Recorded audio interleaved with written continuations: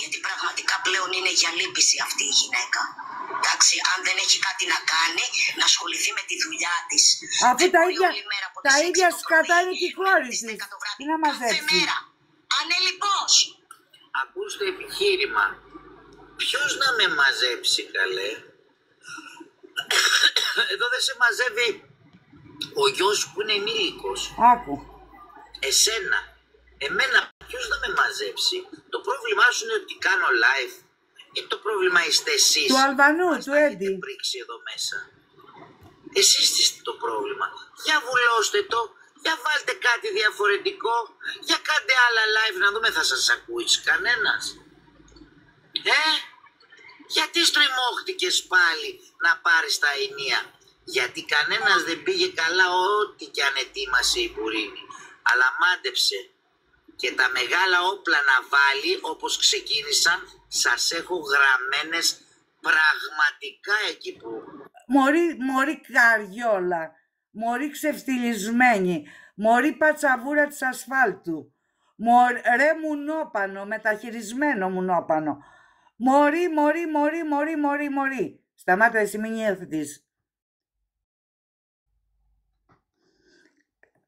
Πρέπει να τα βγάλει.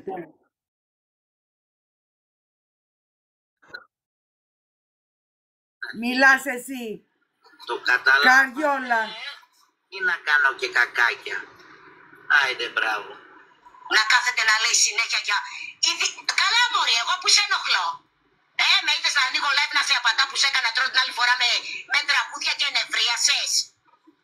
Νευρίασες για... Αυτό είναι ψέμα. Ψέμα λέει είναι. Ακόμη ένα ψέμα. Άχου. Εγώ δεν έχω νευριάσει μαζί σου. Αντιθέτως όμως με αυτά που κάνεις στα σχόλια μπορεί live να μην άνοιγες, αλλά το βρωμόστομά σου το έχεις και στο γραπτό το λόγο σου. Εντάξει, γεια σου κανένας.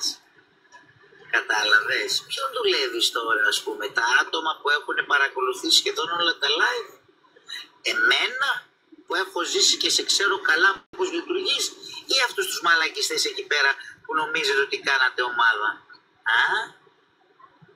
Ακριβώς. Οπότε ποιον δουλεύεις τώρα, ας πούμε.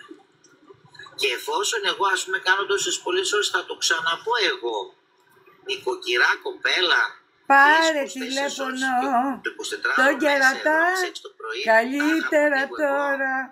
Παρά μετά. Εγώ ανοίγω και νωρίτερα.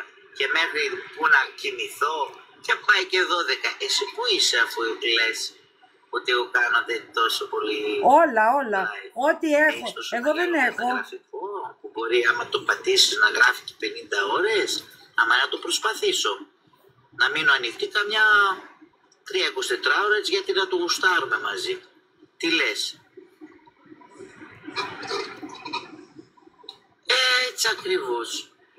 Δεν σου απαντούσα πραγματικά σε αυτό. Παρακαλώ πολύ το κοντρόλ μου, επειδή αυτό έχει πόση ώρα, έχει αρκετή ώρα ακόμα, να μου στείλει τα βίντεο του Στεφανή, του Κοκολογιάννη, που βρίζει παιδιά, βρίζει γυναίκες, τραμπουκίζει, τα πάντα όλα θέλω.